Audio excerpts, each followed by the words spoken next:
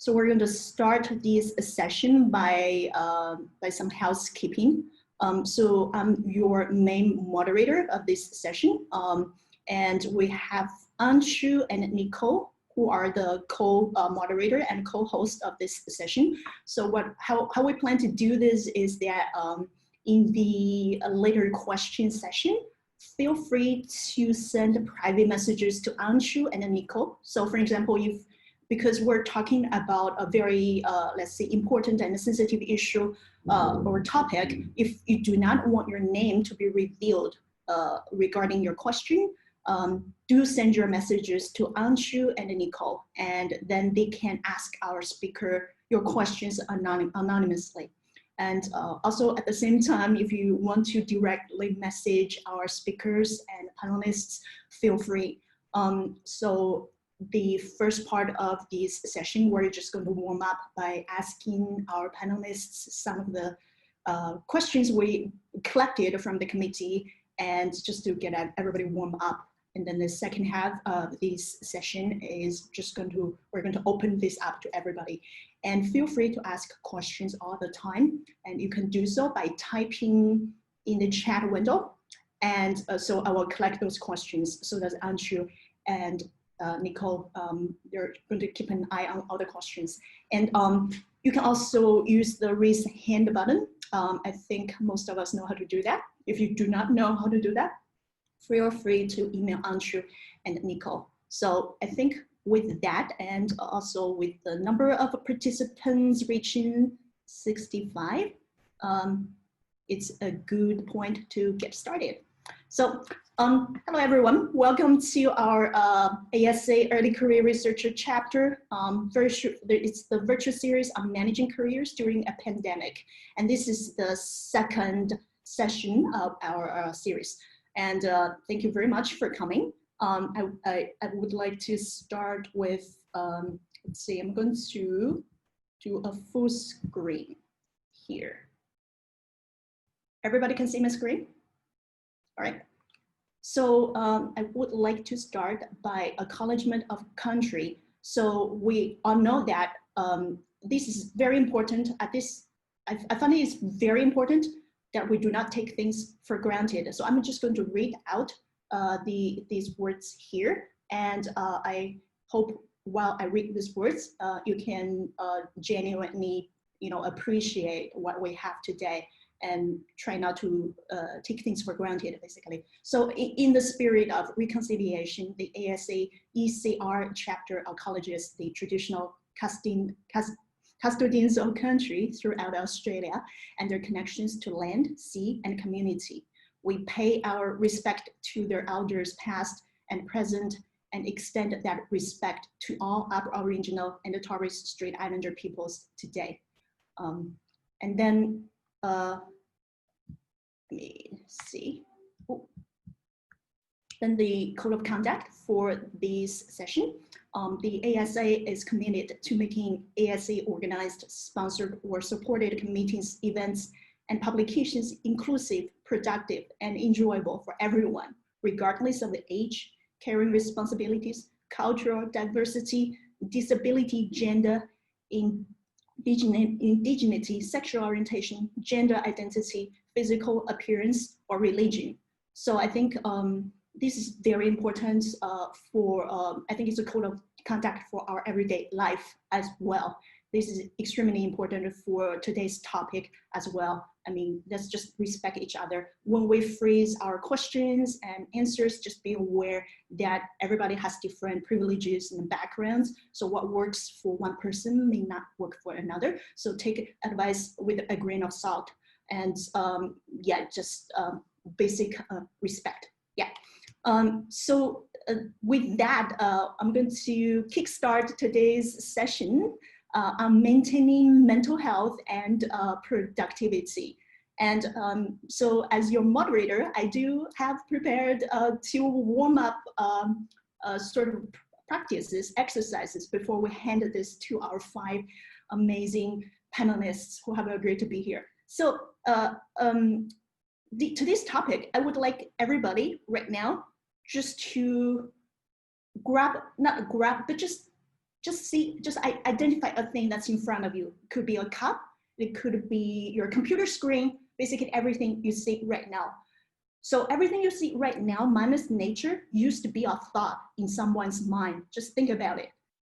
So our thoughts are powerful tools to guide us through our everyday behaviors. So if you think about that, it's like adamant for us to take care of our mental health and thoughts so that we can, make use of the most powerful tool that we have. And also it's something that we do have control on. We cannot control the pandemic, we cannot control a lot of the things, but this is something that you do have control in these uncertain times.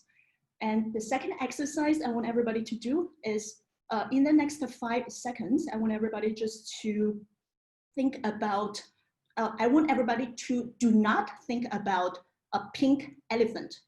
So I'm going to time this. 1, 2, 3, 4, 5. So in that 5 seconds, I'm sure most of you are thinking about the pink elephant. So this just shows that your mind is not completely in your control. So it does take practice, take some tricks, take some perspectives. So I think this is the tone of this session. So we're going to talk about how to maintain our mental health and productivity. And we are very honored and a pleasure today to have invited 5 panelists. They are all experts in this avenue and have their own unique experiences to share. And these 5 panelists is going to offer us their perspectives on how they maintain mental health and how they can provide advice to us. And they come from very different areas in life, like avenues in life. So with that, I would like to hand this over to our panelists. I'm going to stop sharing my screen. And so I would like to maybe give each panelist maybe 1 minute to do a self-introduction. Like you feel free to share anything or everything that's related to this session or about your past. So I'm just going to randomly call out names. So this is not this is not rehearsal. So but I'm sure our speakers are experts in terms of a 1 minute self-introduction. So maybe let's go with Mark. Okay, so hi everyone, I'm Mark Krumholz. I'm the one with the giant cat behind me.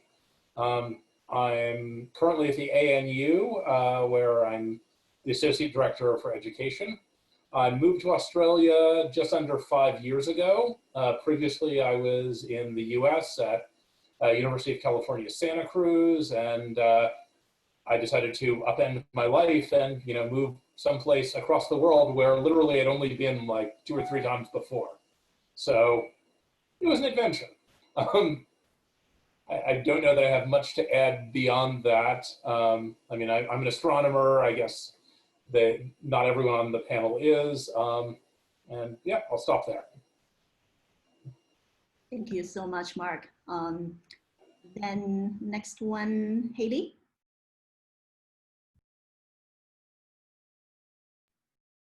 Hello, Hayley. I think you're muted, maybe. How about now? Now, yeah. Fantastic. Thank you. So hi, everyone. I'm Hayley Latcham. I'm a professional body image coach and emotional intelligence expert. And I used to be in the health and fitness industry as a personal trainer and group fitness instructor. So there were really big conversations between myself and my clients and fellow trainers about mental health and how that often challenges with mental health often created barriers to people getting the results that they wanted. And I think this is really transferable from both a personal success point of view and a professional success point of view. And having struggled with an eating disorder and anxiety myself, I've got firsthand lived experience of actually how to deal with these things and manage these things. And I will say that you cannot have a conversation about mental health without having a conversation about your emotional health and actually fostering and building your emotional intelligence. So thank you so much. It's a real honor to be here. I'm very excited to get into the discussion and questions. Thank you very much, Hayley. And our next panelist is Meredith. Meredith, please. Thanks, everyone. Wonderful to be here. I'm an associate professor in sociology at the University of Tasmania, so I'm speaking to you today from chilly Hobart. There's no sun right now, but we have snow on the mountain. In addition, most of my research actually focuses on diversity and inclusion in STEM, even though I'm a sociologist, and I work particularly around fieldwork in Antarctica. In addition to my sort of academic life, I'm a professional academic coach, so I work mostly with early career researchers around all of these issues you're talking about today, like mental health, productivity, time management, all of that sort of stuff. So it's a great privilege to be with you today and chat about these really important issues. Thank you, Meredith. Our next speaker panelist is Sally. Should have unmuted myself. So yeah, I'm working at Macquarie University. I focused on HDRs, so I sometimes have interactions with the ECRs because we also do work with supervisors, because supervisors are a really big part of this.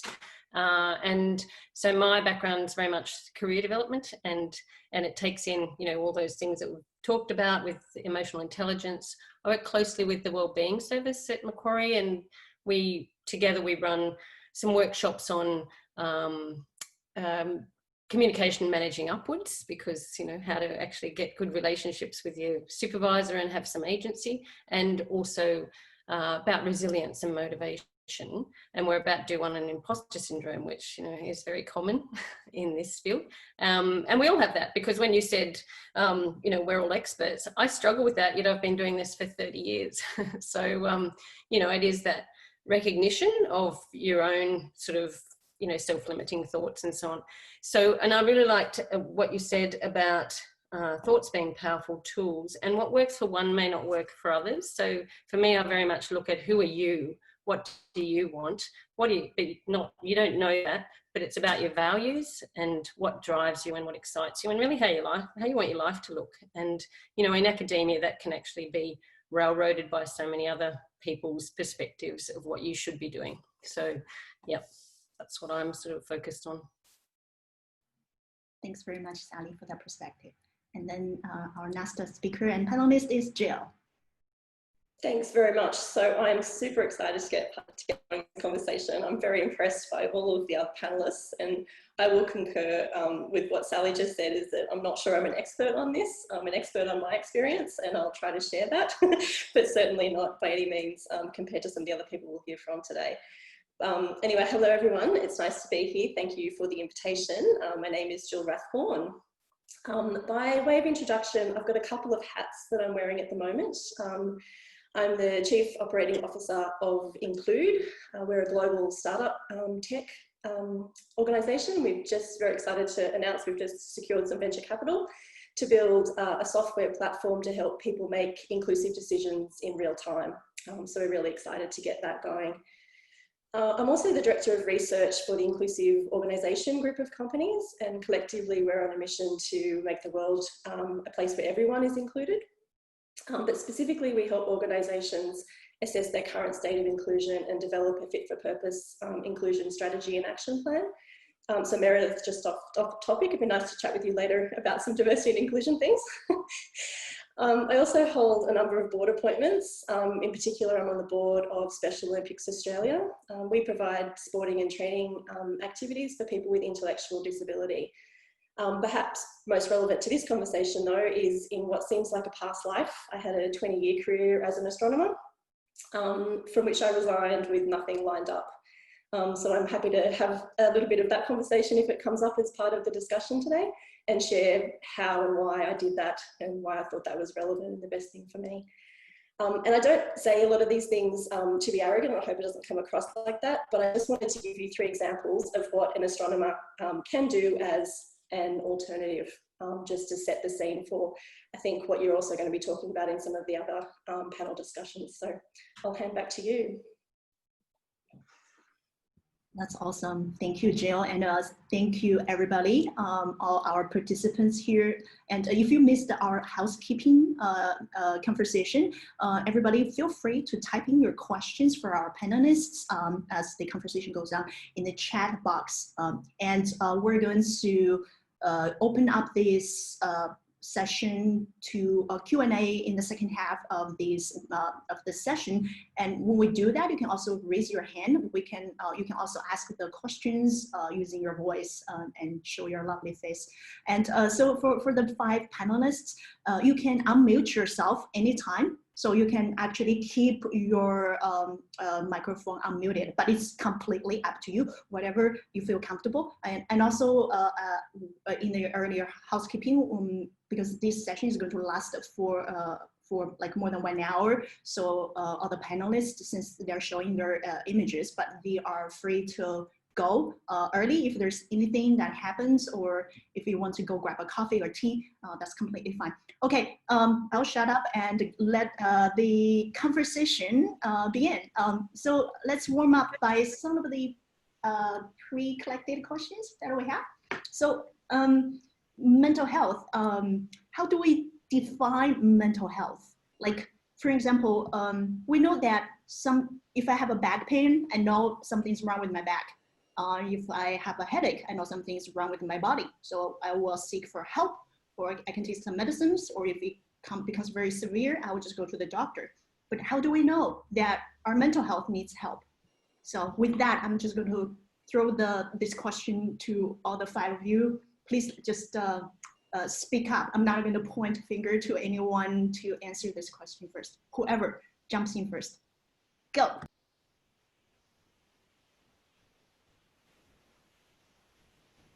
I'll jump in first. For me, how I know what mental health is and how I define it and how I feel it is first of all, it's about what kind of self-talk am I engaging with, and how helpful is that self-talk. And I can really gauge that by the emotions that I'm feeling. So there's a model in clinical psychology that's used where your thoughts create your feelings. And it's those feelings that drive your actions. And so if you're feeling an emotion that's unpleasant or difficult or challenging, you can gauge that to mean there's something actually in your mind, a thought that you're focusing on that isn't helpful and isn't satisfying to you. So I gauge it a lot by self-talk and just checking in with my emotions. If I'm feeling, let's say, anxious, then I know that's actually coming from me and what I'm focusing on. And I've got some other, I thought I'd share this with you. So I have a model called the 4 dimensions of holistic health, and mental fitness is one of them, along with physical, spiritual, and emotional. So I just thought it'd be really useful to share the 3 elements of mental fitness that as I see it from my combined knowledge through actual physical fitness and now through positive psychology and NLP. And it's broken down into strength, stamina, and flexibility. So when we have really good mental fitness, which you can also articulate as good mental health, in terms of strength, you have resilience to overcome feelings of resistance. And you can also take responsibility and ownership for what is happening to you. And you are able to be vulnerable and open because that takes strength. In terms of stamina, you have grit and determination. So you've got that persistence to keep going. You keep the end result in mind. So you know that it's a long haul game and you and you can delay short-term gratification. And in terms of flexibility, you can be behaviorally flexible. So you don't just buy into the negative self-talk and inner critic. You can actually see the feedback within that. You can make a mindful, conscious choice about what you want to do. You can embrace uncertainty in the unknown, which is so key right now because we are being tested with that at the moment, with the amount of uncertainty that we're going through. So great mental health is also having the flexibility to adapt to the situation rather than just break and fold. And we can think outside of the box and seek creative solutions. But that's my short answer. I could talk about this for a week nonstop. So I'll hand it over to someone else at this point.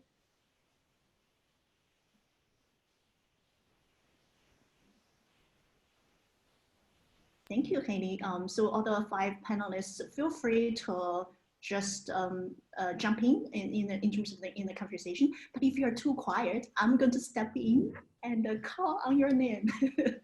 But thank you, Hayley, so much for sharing that. I guess maybe some, I think maybe it's good to have some examples. Like, for example, in a realistic case, for example, if I feel sad, for example, like, how do I know that's something I should just, it's just minor, like we should just be strong and just bury our sadness and just ignore it.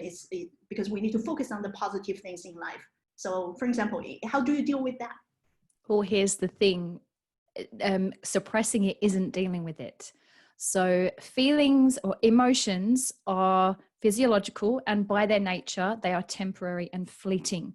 So actually dealing with it is about feeling it, because it only takes a minute to breathe, connecting with your body, and breathe through the physical sensations. The trouble comes when we jump into our heads and we start engaging with the story and the meaning and the self-talk. We're not actually processing the emotion.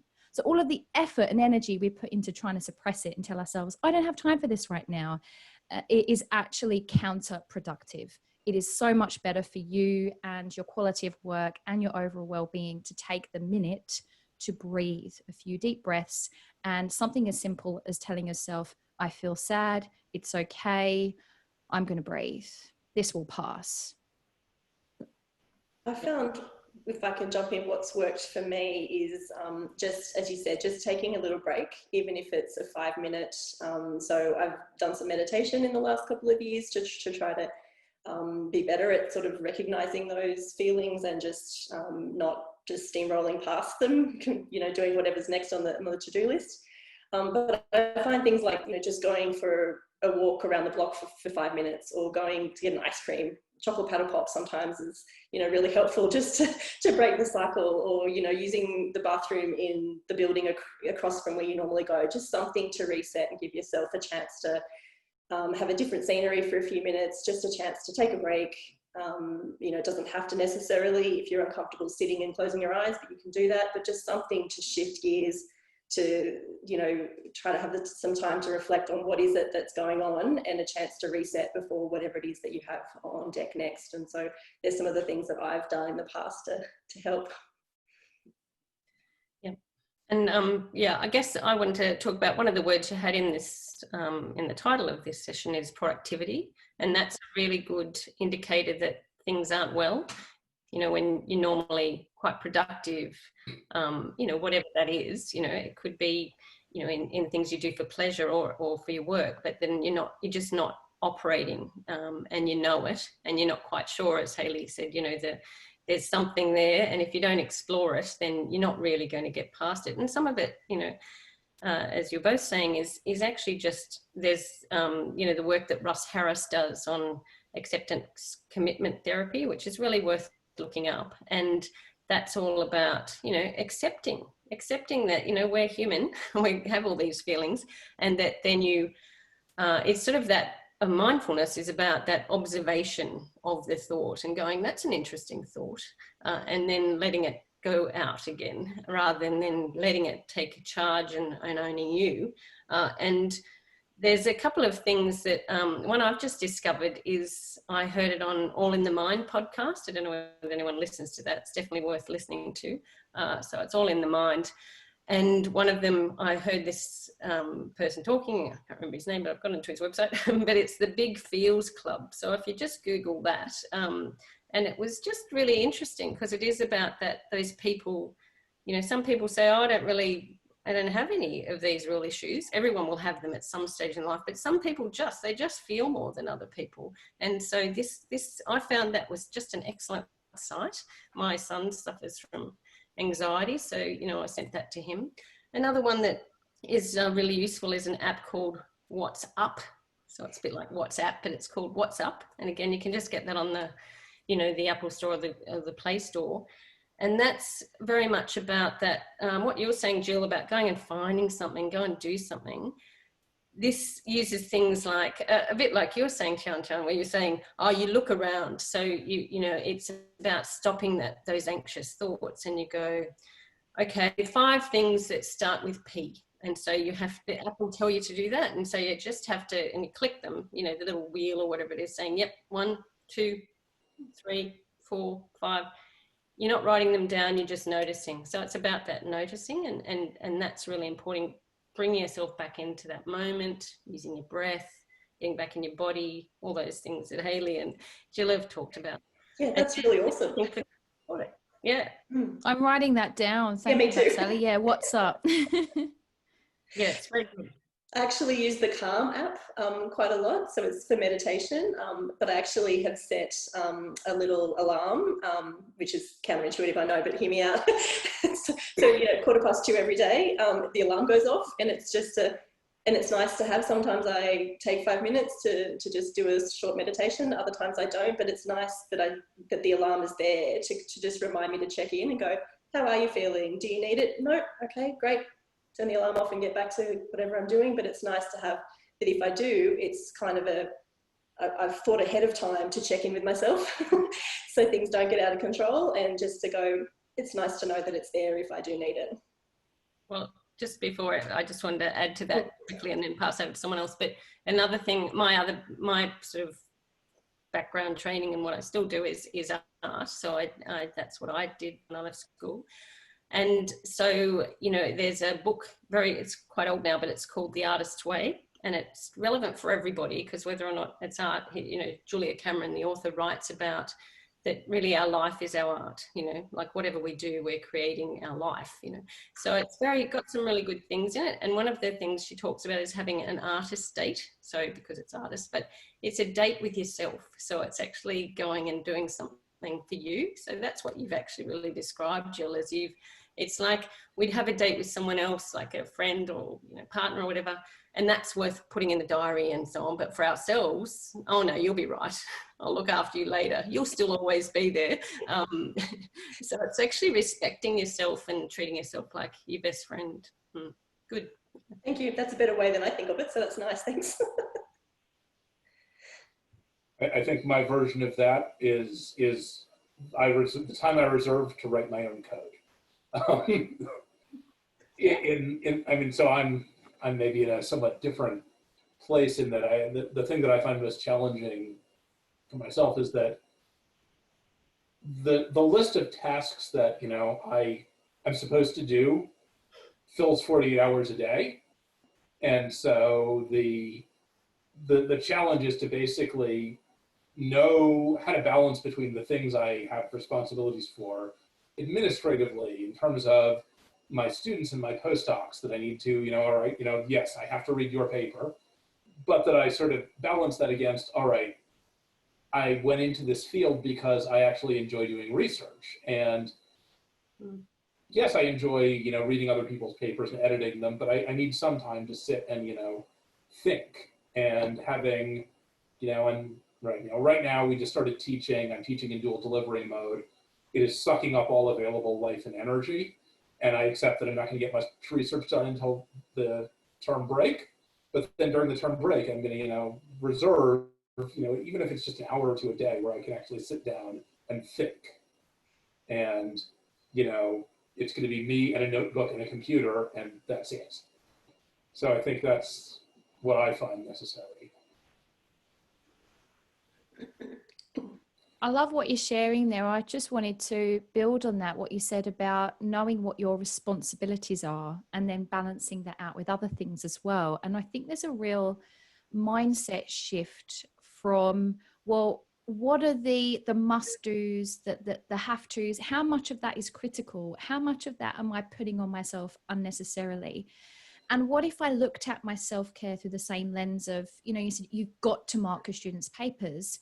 The consequences of not doing that. There are also consequences of not taking care of yourself as well, and just bringing some of that into your thinking and thoughts, and maybe bringing in a sense of a flavor of, this is a must do for me. This half an hour to walk outside and have some self-care is just as critical as marking a student's paper. I know for myself, I single-handedly run my own business, and like you, it's like all of the lists of tasks I tell myself I'm supposed to do and I've got to do, well, it'll be like, a 70-hour day if I sat and did all of the things I told myself I have to do. It's not physically possible. So I make sure that at the top of my list, whatever I'm doing, outside of client sessions, at this time of day, I go out for my walk, and I have that, and that is a must do. And that allows me to then later on let go of things that I'm telling myself are critical, but they're not actually. That's actually being driven by like guilt or some kind of limiting belief around what I feel I should do to be valued and to be a good person and to be a good coach. So for me, I think what I find really helpful, and this touches on both what you said, Mark, and also Hayley, but also the comment that's from Catherine about triaging your day, is to look at every task that comes in against the urgent versus important. So there's a really good framework, if you haven't looked at it, in the 4 quadrants about, you know, the urgent and important, not urgent, important, urgent and not important. And then my all-time favorite is the not urgent, not important, which should always be empty. If anything fits in that, delete.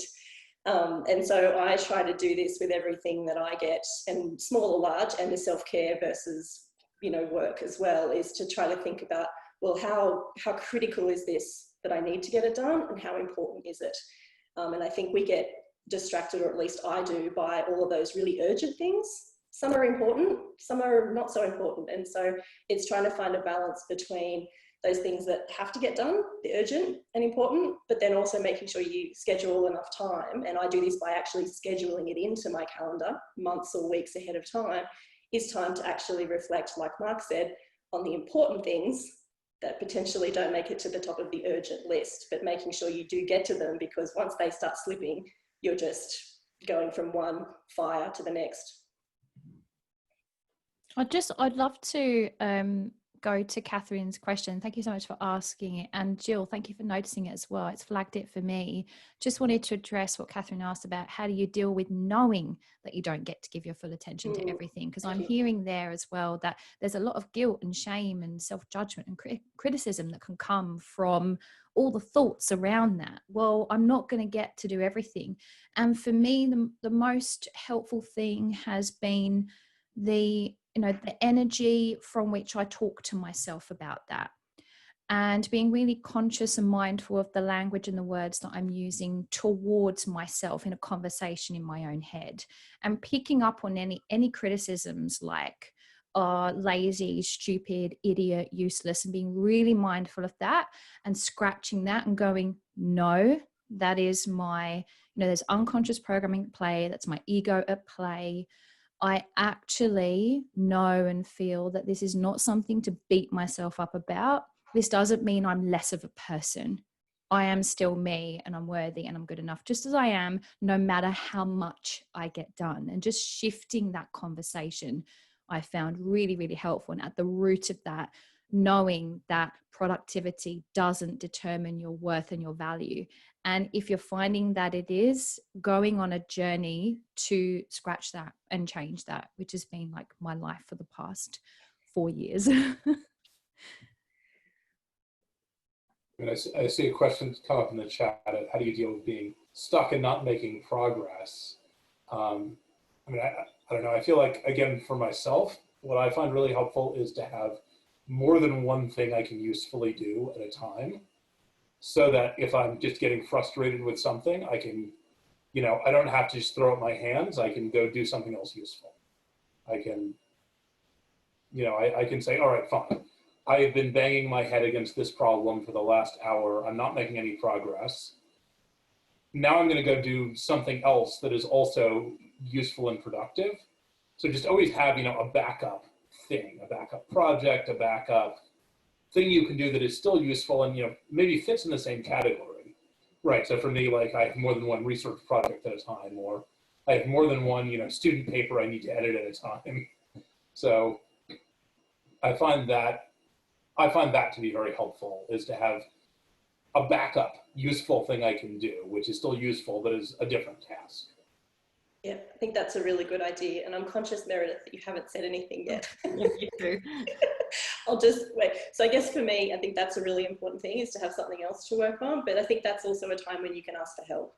And so if you really are stuck with something that is urgent and important, that's the exact moment when you need to reach out to someone and say, hey, give me a hand, like I'm stuck, I'm going around in circles. just give me a little pointer to get me back on the road, because this is both urgent and important and I need to get it done and I'm having trouble. So I would actually say that that's been most helpful for me. It's hard to acknowledge that, but if you can acknowledge it, that's one thing that I've found has been useful in the past. I mean, everything everyone has said articulates very closely with how I feel about these topics. I mean, for me, in terms of time management, I mean, I think about planning in terms of non-negotiables, and for me, the non-negotiable for my mental health is exercise. So in my other life, my personal life, I mean, I'm an ultra trail runner, so I'm always running in the mountains somewhere by myself. I love it. No one can talk to me. I can't get any phone calls. It's great. But so, you know, I spend time in the morning running, or I may spend time, you know, it's some other point in the day, maybe doing yoga or doing, I mean, I make a commitment to movement. That's important for me. And so that's in the schedule all the time. And then when I think about the question of triage, the question I ask myself always is, what's the most important thing I have to do today? Because ultimately, you know, in my experience of coaching, supervising students, one of the biggest mistakes I've perceived is that, you know, often we make lists of tasks every day. And tasks, you know, lists are one of the most ineffective things you can do, because we often don't prioritize the tasks on the list. We may have 25 things on the list, but actually, you know, as Jill was saying, you know, they're not all important. Maybe one or two of those things are actually legitimately urgent or legitimately important for that moment, for that day. So what helps me feel much less anxious is, I have one thing that I have to do today. It's the most important thing. I'm going to spend my critical brain power. For me, it's in the morning when I'm the best. I'm going to do my hardest, most challenging work first thing in the day. And then I'm going to do all the other stuff later in the day when I have time. You know, then we get on to like the admin tasks or those other tasks that just kind of slip in. But most important thing first off. Awesome, Meredith. I'm with you too, Meredith. Running in the mountains, I've got visions of that now, and how freeing that is, and how great it is to clear out the clutter from your mind. I went for a run this morning as well. Yeah, I mean, what's interesting too is that what I did want to say also is that, you know, we have so many goals associated with our professional life, but actually, you know, what's worked for me also is having, like, for goals related to running, like I may be training, I always pick every 6 months I have some kind of race, not because I'm fast or anything like that, but it's just something, it's another kind of goal that I have in my life that is not tied to a publication. It's not tied to some metric in my academic life, but that actually it's just a personal goal that I will do the race. I'll run for a long time, a very long time, and I'll finish. And actually, I think there's something fulfilling about that if you can find the thing that really fuels your passion. It is really, really important I find it's very important for well-being, to have some of those things, whether it's family or whatever, that are not related to work, that keep you going. Absolutely. So I guess on that point, if you look ahead in my calendar past 2 weeks, all you see is scheduled exercise. So I'm the same. I need to pick something to do. And for me, again, and my mental health, exercise is the top of the list. I've literally, to the point of scheduling it, 8:30 in the morning, I go for a run. I'm not a morning person. You know, and whatever it is, a class at the gym, it doesn't matter. But those are the things that are in my schedule ahead of time. And then the work gets, if I can, slotted around it. And I don't always go, and that's fine. But in the past couple of years, 2 years ago in particular, I was particularly low after losing both of my maternal grandparents, and I went home to help with that, expecting to be home for a couple of days, and ended up being there for the better part of 2 months. Fortunately, I was between jobs and able to do that at the time, but that was really, it took a toll on me personally and also a lot of my family. But what I did to get out of that situation and to try to come back from that pretty horrible circumstance where they both passed away relatively quickly after one another was to sign up for my first triathlon. So the point was not to win. I just wanted to finish with or without dignity. That was really quite optional, but really just to focus on the participation because I was in between working. I didn't have any structure in my day. So I needed something big, some big challenge to really focus me to try to get back to a positive state of mental health. And that was really good for me because I could then, you know, running in the morning, swimming in the afternoon, cycling on the other days. and participate in something. And it was like a small version of the triathlon. It's the can-do one that, you know, in theory anyone can do. It was really hard, for the record, but it was really satisfying to have finished, to have that achievement. And I didn't come last. I finished, which was good, and I did it in a time that, you know, I was happy with. So that was a really big win in what I was previously struggling quite a lot to get some kind of direction. So I think, like you said, Meredith, exercise is a really big one for me. Because of the flow-on effects as well. I think, you know, I sleep better, I eat better, I drink less, you know, and it's good for your, you know, body. So I think there's lots of advantages to that. So I'll throw in something that's not exercise, since I am clearly not an ultra marathoner or trail runner. Since I have my camera on, you can tell. And I don't know, this maybe addresses some of the comments that have come up. I mean, so for me, what filled that role, I mean, it's less now that I have a child, but, you know, prior to that, what filled that role for me was doing something focused on others, so volunteering. And that was the thing I could do where it sounds very much like what other people have said exercise does for them. It just gets you out of your own head, gets you to focus on something different. And I mean, for me, that was, you know, just, I'm volunteering. Okay, I am here to do something for someone else. It is not related to my career. It is not related to my work. It is a separate space where I am doing something else. And I mean, so Jill, you mentioned, you know, losing your maternal grandparents. I lost both of my parents in the last year. And for my, you know, and again, it was a somewhat similar thing where I was in the States for, you know, what was supposed to be a visit, and I wound up spending a month because my mother was hospitalized and then died. And what I found was crucial to me in getting through that was being useful for my siblings, taking care of things, you know, cleaning up the house, just that was the key for me, was being useful to other people. Yeah. That was how I dealt. I'm sorry to hear that, Mark. Yeah. They're all good things, because that, you know, when you look at the research, and Hayley would very much know that the, you know, things, yes, exercise, but that doesn't have to be marathon running. It's just like going for a walk or whatever that is. But often, you know, and I've read more recently some more research on nature and how that actually, people living near green spaces, I'm lucky from where I live, but that actually is really important. They're really noticing that with COVID-19, where people aren't able to access that because, you know, now they're recognizing there's not enough green space for everybody to have distance from one another, and that focus on others is a real, again, there's all that research supporting that one of the best things for depression and anxiety is to do something for someone else, which sort of seems counterintuitive, but it takes you out of yourself, and it's that purpose. You you have a sense of purpose. So, you know, and the thing is, when people are talking about in the questions about, you know, being productive and doing that, it does seem counterintuitive, but the idea of, you know, Jill making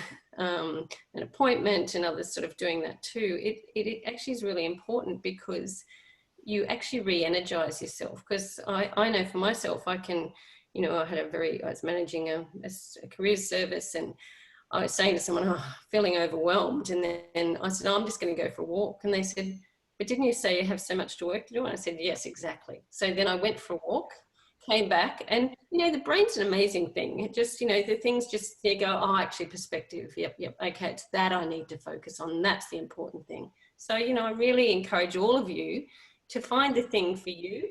For me, it's nature and art, and so for others it's exercise, it's helping others. What is it for you? You know, you have to look at who you are. So I think in terms of timekeeping, we are running into, I think we're naturally running into the Q&A session already. I think we're going to reserve about 20 minutes to answer those anonymous questions that were sent to Nicole, Andrew, and myself. But before that, let's answer the remaining questions on the chat window as well. I think we see a question to specifically pointed to Jill. So Jill, if you care to share, I think we're interested to hear about why you left astronomy? If you're only if you are willing to share, of course. Thank you. Someone has already checked with me, and I appreciate that, and that's very thoughtful, and I am. I will try to keep this as short as I possibly can. I could go on for quite a while because I think it is a long story. In short, there wasn't really one thing in particular. It was a lot of little things that accumulated over time for me. I was struggling and really completely burnt out and overworked. I was trying to do a lot of things, not to perfection, but to try to do them well. It's in my nature to do that, which is perhaps not always a good thing, but anyway, I just had far too many things on. I was traveling a lot. I was away from family and friends. I was socially isolated outside of work. But I think that there was two things in particular. I remember thinking quite frequently, and this is difficult to admit, but most days for many, many months, and I think probably years, I would wake up thinking, I just need to get through today. It'll be all right if I get through today. And that should have been a really, really big red flag, because that's not a good way to work or a good way to live. But I think if there was one key moment, it was when I was on a 3-day leadership course that was run by CSIRO, where I worked for 6 years. Gorgeous place in the hinterlands outside of Brisbane. Absolutely lovely, nice and relaxing, beautiful food, nice people, great conversations. But as part of this course, the facilitators took a measurement of our cortisol levels. So this is the stress hormone. So for those of you who aren't aware, it's very high in the morning, and that wakes you up, and then it slowly tapers off throughout the day as you get ready for bed. And so we took it late one afternoon on the second day. Again, this beautiful, relaxing, gorgeous, place that we're at, and I hadn't been at work for over a week, to put the context around it. My measurement that afternoon was as high as most people are in the morning. So much so that the facilitators actually pulled me aside before we had the group conversation to just check in with me and say, hey, so don't be alarmed, but you've got a pretty high reading. What's been going on with you for the last month? So I told them, went through all the challenges and the issues and the deadlines and the schedules and the travel and all that sort of thing that I had on deck. And they said, well, yeah, okay, no, we're not really surprised that you're so high in terms of your stress level. But the problem was that was a pretty typical month. It wasn't anything unusual. And so that was also a pretty big wake-up call for me, because we'd spent a lot of time that day actually talking about the long-term effects of high cortisol levels on both your body and your mind.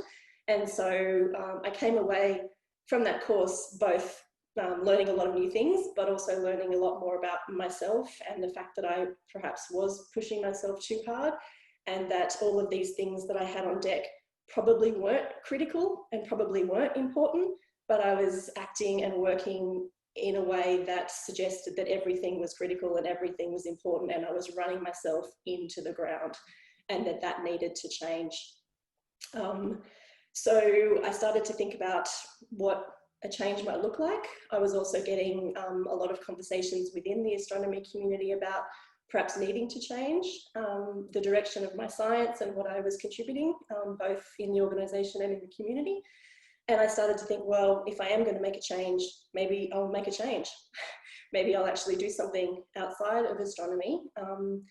It took me about 2 years to make that decision, to shift careers. It was really, really difficult, because I'd spent 20 years building, this awesome career. I was doing really well. I had my dream job. I had tenure finally. And I was looking around and everyone was fighting to get where I was. And so I just remember thinking, how on earth could I possibly walk away when this is what we're all striving to get to? And just that feeling of not being good enough, and how can I walk away? And I was difficult, I think, because I really had no idea what I was going to do if I wasn't an astronomer. So much of my identity was tied up to the job, which is not good. And it's hard to admit, but that was a big part of it. I'd left behind family and friends to move around the world like Mark has done, and if I was to leave now, would that all be for nothing? because there's this really false and quite detrimental undercurrent, I think, within academia about leaving and not being good enough. And I've tried really hard to think about where that comes from and where it gets reinforced, and it's everywhere all the time. But I genuinely felt at the time that I had nothing to offer outside of this little niche area that I'd carved for myself. And if I could leave you with no other message today, it is that was so false and so unhelpful for my mental health, my physical health, my life in general. And so it was really a very difficult decision to make, but one that I am so fortunate that I did make. And while it did take me 2 years to make it, I didn't rush into it. For a lot of people, it seemed like it was a spur of the moment decision. For anyone that had been talking to me closely, it wasn't. It had been coming for quite some time. But I just needed the time to process and to go through what an alternative might look like. And for me, it was actually just jumping before I had an alternative figured out, because I needed that headspace. I couldn't think about an alternative while I was still in that environment. So I had to jump and just hope that it would work out. And it did, of course, but that was the big piece of the leap of faith that I had to take. So that's the story in a very short version. But there was a couple of key things that happened along the way that helped me. And again, we can talk about that later if that's relevant. But it was difficult, but I'm very glad that I made it. And had you asked me at the time if I had any idea where I'd end up today, the answer is absolutely no. But I shouldn't be anywhere else. I'm exactly where I need to be. And I jump in there because that's all my work. That's what I do really well. Doing this, and Ursula, who's here today, who invited me along to this, and she's very on board with this at Macquarie. But you're exactly right. It's such a barrier. And, you know, I've been at Macquarie now 5 years trying to push against that whole, you know, this is success and this is what you will look like and we have decided. And it's so steeped in the academy. It's so frustrating because, you know, of course we know the percentage of people with a PhD that will get ongoing, you know, rewarding careers as research academics is limited. And astronomy, you know, there's probably less so, but people will still choose to do that. And I never tell people, you know, to discount that, because that's, again, not up to me, up to them. But, you know, I do like to say, this is what it looks like. This is what your life might look like. You know, is that how you want to do? And maybe set yourself, a bit like you're setting yourself some appointments with yourself, Jill, is to sort of go, okay, well, you know, let me revisit this at the end of the year, and do a little review with yourself all the time to check on that, and that it is you're living the life you want to live, not the life that someone else has decided you should live. Yeah. And there are so many things that, you know, like really we need, you know, why I work in this, you'd think I'd be going, well, we've got too many PhDs. You hear that. I disagree. I think we need them more and more. And look, as awful as it is, COVID-19 has really taught everyone that, you know, plans, you know, there's that John Lennon, you know, song line where it's, life's what happens while I'm busy making other plans. My mum says that to me all the time.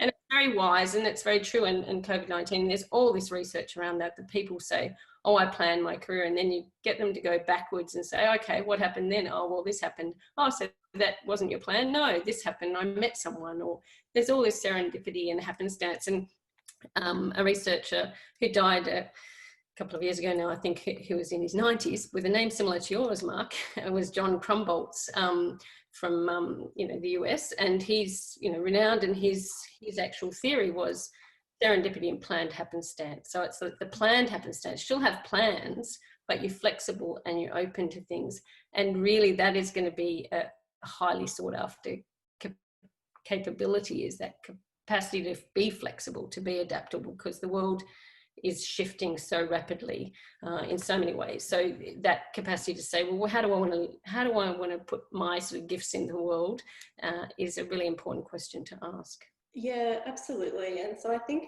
that there was two things for me in particular that helped me get to that point. The first one, if I've just got another few minutes, if you don't mind. So it was this book, What Colour is Your Parachute? So I would recommend everyone having a read of this. You can see it's the 2016 edition when I left. But what it is, it's a book for job hunters and career changers. But really, it's for me, what was helpful is that it just helped me figure out what it is that I wanted to do. And it's got a series of self-reflection exercises. Totally sounds cheesy, but it isn't. And it was really helpful because it just helped you identify values that were important to you, the type of work environment that was important to you, the way you wanted to live your life. And so it actually goes through not just your work, but your personal relationships, your interactions, your environment, where you live. And it just gives you this really good clarity on what it is that might, you know, end up being what you would like your life to look like. So it doesn't come out with a, unfortunately, I was hoping at the time, a job title for a new job. It doesn't do that. But it does give you a sort of like big picture framework, if you like, to help you make the decisions. So I go back to this all of the time. And if I look back now, what I did 4 years ago, I'm actually doing all of the things back then that I identified as important to me. So I'd really encourage everyone to have a look at that, even if you're not thinking about changing careers, but just to get clarity on what it is that you're doing and why you're doing it. Because there was one values exercise in particular where you had to do a prioritization. And what I realized is the values that I had associated with my current job were actually at the bottom of the list. So I was staying in the job for the wrong reasons, and I'd lost sight of that because my passion had shifted. So I needed to then find something else that would help me with all those other values that I actually thought were more important than the ones for which I was staying in the current job that I was in. So that was kind of helpful. And the second thing I might just quickly add, if you'll allow, is that the second really pivotal moment for me in terms of shifting gears was I went to a Women in STEM meeting in Melbourne that same year. And this meeting brought together women, both in academia and also in industry, to share their stories and experiences. And it was mostly about people who had been in academia and had gone on to do other things, but also those that had stayed. There was one talk on the final day in particular that had a huge impact on me. The speaker had left academia and started her own company. And she was telling a story about, you know, making the shift and all the uncertainty and the doubt that was running through her head, which totally resonated with me at the time. And she talked about all the skills that we develop as a research scientist during our PhD and during our careers. She listed them on the left-hand side of the slide. And then she talked about all the skills that the corporate world are looking for on the right-hand side of the slide and all the jargon. And what happened next would be the catalyst for me uprooting my whole entire life. It was literally little dotted lines going from one side of the slide to the other side of the slide. The point being that we all have those skills, we just use different words to describe them. And so this was just a moment of total light bulbs going off everywhere. And I just looked around the room thinking, oh my God, I have all of those skills, which means I have all of those skills. And here are 20 other people who have left academia, who've started their own fantastic things. They're happy, they're having a great time. The world didn't end. Maybe I could do it too. And the thing was that if I didn't have a go, I would never know. So I went back to Sydney and resigned the next morning. So that's a serendipitous event, really. Absolutely. And on that book that you mentioned, that's very renowned in career circles. Richard Bowles, who died, again, he was in his 90s, but he rewrote that every single year. And so it still remains very valid. And the other thing, I'm going to do an ad now. I do a podcast called Resourceful HDR, relevant to any researcher, really. You'd be a good guest, Jill. I'll talk to people about those sorts of things. And the one I've just done recently was actually someone from the CSIRO, Alison Rice. Anyone in Brisbane, or STEM might know Alison, I'm not sure. But yeah, it's all about that. And her career change was thrust upon her rather than her choosing it. Because the job disappeared, her funding disappeared. But so I would recommend it. Just have a look at it on any podcast platform. Thanks. Thank you, Sally and Jill. I think we should invite you two back, and also the others back for another session, because this is such an important topic. I think all the participants today, the truth is that I think 80% of us have to think about alternative careers outside of academia. This is just a reality, but seeing this perspective is very useful. Speak of resources, I think I heard Meredith, you are actually doing professional coaching and you have 2 free spots. Is that true? Like, do you want to say something about that? Well, yeah, I mean, I'm an academic coach, but I'm off. I have two spots for people of color in STEM who want coaching. So that's part of my commitment to Black Lives Matter this year. And so I'm looking for anybody's interested. You can send me an email. We can get in contact through this group. But if you or colleagues, are interested, I'm happy to have a conversation about it. So. Thank you, Meredith. And I'm sure we're going to have information from Hayley and Mark as well. Speak of that, so I'm going to hand this over to Anshu and Nicole in terms of the housekeeping of all the rest of the messages, either through private or through on the chat window. Maybe can you maybe bring up some of the questions that I have missed? Because I have multiple windows. I missed a lot of the questions. Yeah. Sure. So I wanted to continue to ask Meredith about basically sociology in general and how that kind of ropes into this whole topic of mental health and productivity. I'm afraid I don't know a ton about sociology, and I was just wondering if you have like a perspective that's more from a scientific point of view. I mean, I guess my perspective is that, I mean, the work that I'm deeply interested in is, how our identities shape our experience of the world. And so I'm sure you're familiar with this notion of intersectionality, at least, having heard this in media or in cultural discourses lately. But I mean, I think it's all relevant to think about, who we are shapes how we see the world, how we do our work, how we engage with each other.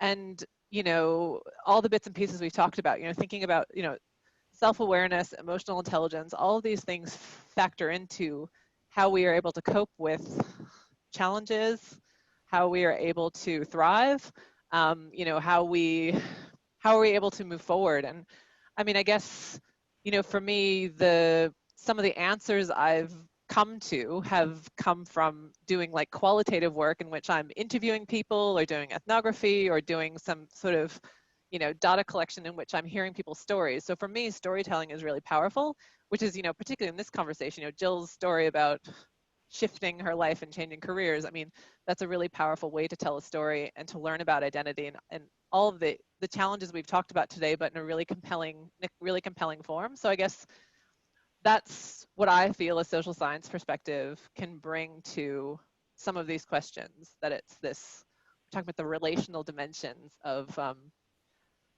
mental health and career development, Do you have any little nuggets of advice that seem to work for a majority of people that you could give to us?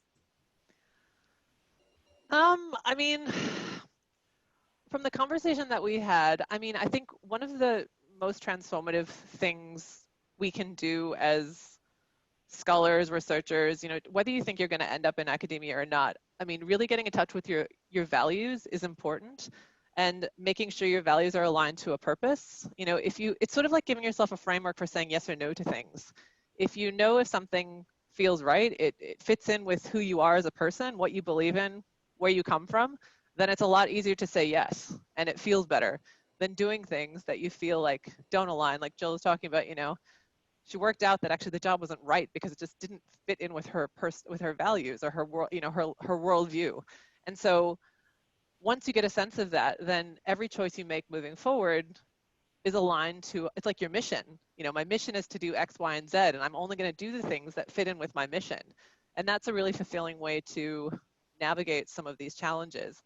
It's not necessarily easy work, but I mean, there are lots of tools out there where you can, looking at that book that Jill suggested, maybe working with a coach, thinking, talking to a mentor, talking with your peers. These are all ways that you can get a sense of your values, or even there are values exercises online too. I mean, but, you know, especially for me, I found that particularly transformative in my own career. And, you know, I'm very clear about what I say yes and no to. It has to be a hell yes. Otherwise it's a no.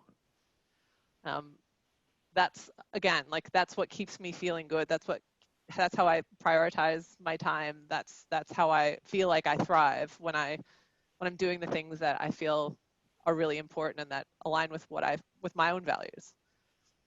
So just on that, Meredith, after I did that values exercise I was talking about, I'd actually had a number of job interviews after I left astronomy and in between the jobs. And I'd actually come out of more of them saying, I don't want that job. And I actually got offered one. I said, thank you, but no, it's not the right fit for me. And so it's just been so powerful to have that in the background, because it's helped me make some really, well, avoid making really bad decisions. Yeah, absolutely. Yeah. I mean, one of the things too is that, you know, the academy, the sort of the neoliberal institutions that we often end up working for as academics are not there for you. They are there for them. They are selfish institutions. We always have to remember that. We are involved, it's a deeply, we're metrified, we're like, we're writing papers, we're doing all of these tasks like crazy people, sort of trying to, you know, to be in this competitive race, and the institution makes us competitive. And I feel like, again, I always have to remind myself that actually I'm not going to get 20 gold stars on my tombstone because I wrote 300 papers. Okay. Yes. You know, coming back to those, what are my values? I want to make sure I have time for my family. I want to make sure I have time for movement. You know, you're thinking about what is actually important to you. What is actually going to get you through your life? It's not the papers. It's not, you just have to finish the PhD. It doesn't have to be perfect. The best PhD is a finished PhD. Not perfect words. It's not the best thing you'll ever write in your life. It's just a thing.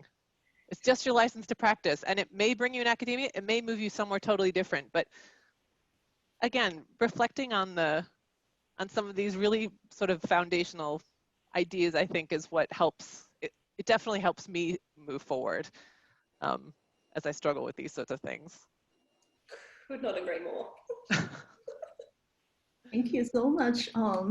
I would love to have this conversation go on and on and on. However, as I have to do my job as a moderator. So we have 15 minutes left. And so Anshu, Nicole, can we do a sort of cross-checking? So I have 3 questions sent to me, anonymous questions that, and also some of them are directed to specific speakers. How many questions do you have? Just to say whether we can use the 15 minutes to answer all the remaining questions also in the chat window. Yeah. I don't have any specific question anonymously sent to me, but there are a bunch of questions in the chat window to everyone that we could, yeah. Can you collect them just to make sure we don't miss any important questions? Everyone's questions is important. So Nico, what about you? I don't have any anon questions, but I do have a question for Mark if we can get around to it. Yeah.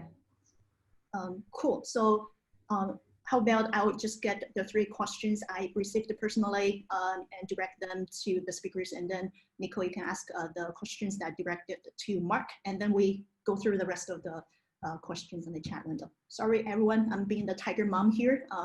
Don't want to destroy the flow of the conversation, but we do have constraints of time. Okay, so I have an anonymous question. So it is understandable to be upset when things are unfair, especially in this COVID period. But how do you avoid going into the victim path while still acknowledging the feeling? Open up to all of our 5 panelists. I'll start. I think that's a fantastic question, first of all.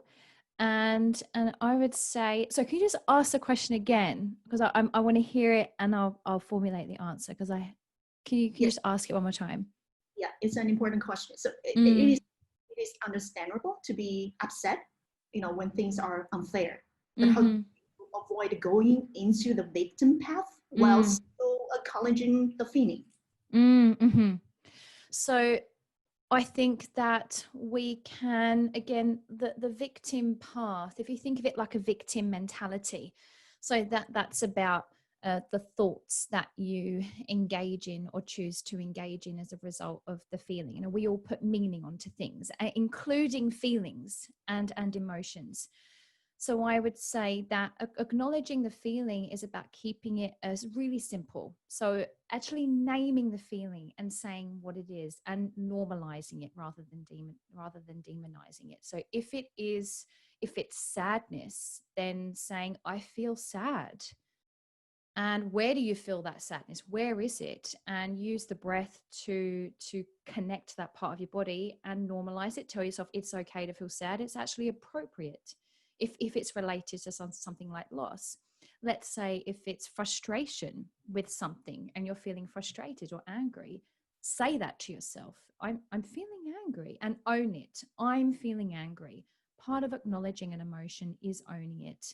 And that's the antidote to victim mentality. So it's switching from victimhood to what I call the victor. And the victor takes ownership of feelings and thoughts. So by saying I am feeling rather than it's making me feel or you're making me feel, puts you in the position of power and in the driver's seat. So that your language is the starting point for how you move away from the victim mentality.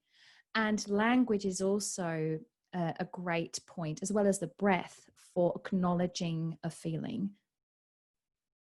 So can I try and answer that from a somewhat different perspective? So what works for me is don't mourn, organize. And what I mean by that is, I mean, I am not the originator of that quote. If you want, you can Google it and look up where it's from. Do something about it. That's the way you can, deal with it. And do something can be, if something is unfair, I mean, some things you can't do anything about. You can't do anything about COVID unless you're a virologist. What you can do something about is if something is unfair in your department, if something sucks, do something about it. Organize the students, organize the ECRs, tell people, make something change. And that is the best antidote to the feeling of powerlessness, is organizing. I mean, one of the things I did when I was a PhD student was I was the union rep in my department. That's, there is power in organizing. So that's my answer. I love that, Mark. That's such a specific example of how to take ownership. That's like a strategy of taking ownership, is organizing. I think that's brilliant. Okay, thank you. Do any of the other panelists want to add to this one?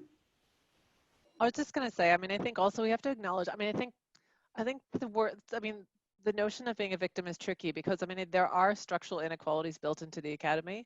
And I think that one of the things we perhaps haven't acknowledged is that, there are people who are underrepresented or they're disadvantaged on the basis of identity. If you're a person of color, maybe if you're, depending on if you're a gender and sexual diverse person, you actually may be treated differently in your context, and that's not fair. And actually, it raises the importance of allyship and what that means in your area. And if you can't come forward to make a complaint about something that's happening to you, then it's important to know who to go to.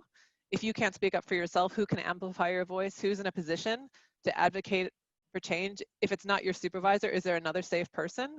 Or just in general, is there a safe person you can talk to? Is there a starting point where you feel like you can express your grievance or your worry or your challenge to someone that can actually has the influence to change? And that's something that's on especially senior academics or senior people in institutions, is actually making sure that those pathways are visible and appropriate, and that particularly white people in the academy need to show up and need to make space.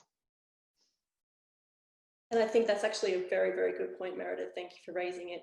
And it's been why there's been so many issues in the past, because that hasn't been made available, and particularly junior members of the community have not had a voice or a safe place to go and to air the concerns that affect them disproportionately. And that's all that we're trying to do, and yourself included. And I know there's a lot of activity in the astronomy community to make that better, but I think we've got a very, very long way to go. Thank you so much for chiming in on your perspectives on that question. So we are running short on time. So I'm just going to ask this question to Mark, and I think Nicole also has a question that's directly directed at Mark. Let's try to keep the answers short. However, if people want to still communicate with our speakers, panelists, do send them private messages, or you can contact them offline. So Mark, I have a question for you here. So as the Director of Education for RSAA at the ANU, I'm sure you've worked with many students who have to deal with emotional fallout on more than one occasion. How do you deal with this and decompress? Yeah, I mean, so this has been the most challenging part of my role, I think, because for those of you who know me, emotional intelligence is not something I score highly on, at least not natively. It's very much a learned skill for me. So in some ways that's helpful for doing my job. I don't get tangled up in other people's emotions that easily, and that's sort of in some ways helpful. It helps me maintain some distance. And I feel like, again, what works for me is being helpful and useful for others. I'm not a therapist. I would never make a therapist. I would be utterly terrible at it.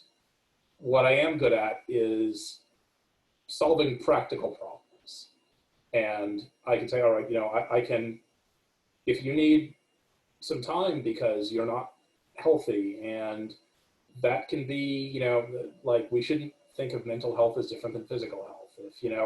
If a student needed to take a leave from their PhD because they needed chemotherapy for cancer, I can make that happen, right? That's not, of course you do that. We shouldn't fundamentally think of mental health challenges as different. And so what I can do is I can bring a practical, I can bring that sort of attitude to it, and then try and say, all right, I can't be your therapist. What I can do is I can make the environment as conducive as possible to you getting better. And that's how I can help. Thank you so much, Mark, in the spirit of keeping answers short. And so whoever asked this question can also ask Mark, I'm sure, in private as well. So Nicole, what's the questions that you've collected on your side? So I was going to ask a question to Mark, but I think what he said kind of naturally leads into this next question that Colin asked a little while ago on the chat. He asked, do you have any advice on how someone struggling would talk to their colleague or boss? For example, the paper will take longer because I'm struggling with mental health and productivity is an intimidating conversation. It is, and I wanted to, I'm glad we came back to that one, because I also think it actually goes back to one way up in the chat from Meredith about, how you talk to colleagues about, things they may be doing where they don't view it as serious, but you view it as serious. And I'd say, like, the zeroth order thing, and this is not 100% good advice, and maybe in some circumstances it backfires, but it's easy to assume that everyone's going to be an asshole, and a lot of them won't. A lot of people, if you say this to them, will react like decent human beings. I can't guarantee everyone will, but I think people who are struggling often sort of feel like everyone's going to be a jerk toward me. And sometimes it's helpful to just give them the opportunity not to be jerks. And so, I mean, yes, it's a tough conversation opener, but at least some of the time, and maybe even most of the time, I'm hopeful, if that's your conversation opener, the response will be helpful. I can't guarantee it, but, it's worth, in a lot of circumstances, I think, it's worth taking the chance of using that as your opener. And similarly, like, say to people like, I understand you didn't mean that, but that remark was really upsetting to me. I'm hopeful that, 60, 70% of the time, the response is going to be, oh, I'm sorry. How can I avoid doing that again in the future? I mean, maybe I'm too optimistic.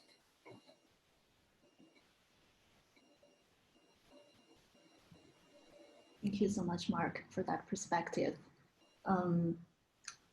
Andrew and Nico, I'm relying on you to collect the questions that we ignored for the rest of the 5 minutes that we have. We had one more question from Ella, I think. It's about, because right now we are working from home, so and it's hard to separate home office and have a work office. So how do you deal with procrastination and maintaining that productivity? I'll chime in. Yep, go ahead. I've been working from home for the past 2 years, and with COVID, I suddenly had my husband around all of the time. And so my usual ways of doing things and managing my productivity were really, I found initially they felt threatened and felt really challenged. And the first stage for me was a little, I'll admit, I went into a little bit of blame. How am I supposed to do this now that you're home all of the time? I can't do this, I can't do that. And the first thing I knew I had to do, I heard myself, was stop that language and take ownership. Okay, start refocusing. What can I do? And the first thing was to have a conversation with my husband and express what I needed, and for us to collaborate and work together, because he's not a mind reader. And the people in your home aren't mind readers. And a really clear, mature conversation can go a long way in a household when you give each person a chance to express what they need and what isn't working for them, and you collaborate and you go in with the mindset that I want to set up a great space for everyone here, because this is about mutual respect and reciprocity. So a conversation goes a long way. So I just add to that, so that's a really good perspective, Hayley, and completely not what I was going to say. So I'm glad that you did that. So I will just make this really, really short. And so I've been working from home for about 5 years now. And I've found that the productivity, so I don't have a lot of other people that I need to share the space with, fortunately. In my previous house, I was in the middle of the kitchen. So we had a lot of issues, like you said, Hayley, with just maintaining that space. But now in my new house, you can see I've got a lovely office that I can close the door on, which is good for these kind of meetings. But in terms of productivity, I find it really helpful just to schedule little things into my calendar. So I sit down every Friday afternoon and I put little things into my calendar for the next week, so that I don't spend half the day on Monday, faffing around trying to figure out what I'm going to do. So I've got a very clear idea, and it can be as simple as, prep for the 2 o'clock meeting. Like, it doesn't have to be big things. I try to put little things in that I just keep churning over, making sure I get to the important things that have to happen that day, but just making sure that I've got a clear idea of what I've got on deck, so that I don't procrastinate and, go for a walk or too much, or, clean the bathroom or do other things that you think are important when you're home all the time. So that's one thing that I found really helpful to do.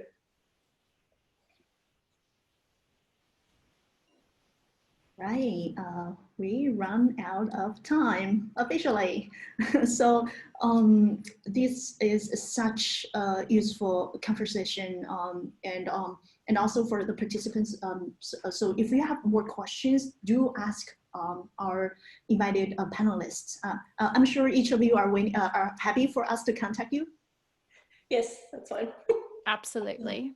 Yeah, because I'm sure there are many people who wanted to hear more from you, and they have their own specific questions that they didn't get to ask. And thank you so much, Mark, Jill, Hayley, Sally, and Meredith. You're so generous with your time, and we are really, really grateful for it. And we probably will invite you again for future sessions. And thank you so much. And thank you everyone for attending this session. We look forward to seeing you again next week for another session. So thanks very much, and well done keeping to time. Nicely chaired and moderated. Thank you. Thank you. Well, let's give applause for our speakers, our virtual. Thank you. Thank you. I'll let you go. And ASA committee members, if any of you want to stay to touch base again to summarize what we can improve, we can stay on this. See you later. Thank you. Thanks everyone. Bye. Thank you. Bye. Bye.